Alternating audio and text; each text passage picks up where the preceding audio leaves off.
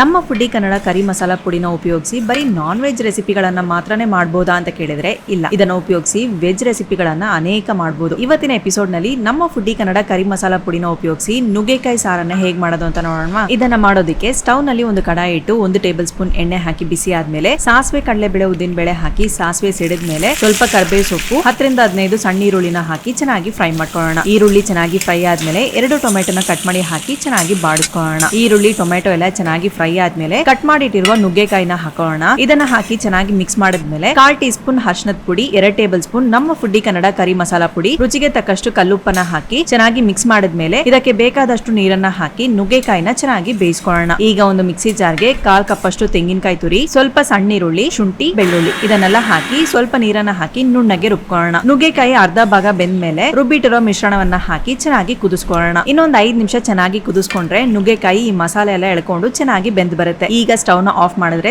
ತುಂಬಾನೇ ಟೇಸ್ಟ್ ಆದ ನುಗ್ಗೆಕಾಯಿ ಸಾರು ತಯಾರು. ಸೊ ಖಂಡಿತ ನೀವು ಕೂಡ ಇದನ್ನ ಟ್ರೈ ಮಾಡಿ. ಹೇಗಿತ್ತು ಅಂತ ಕಮೆಂಟ್ ಬಾಕ್ಸ್ ನಲ್ಲಿ ಕಮೆಂಟ್ ಮಾಡಿ.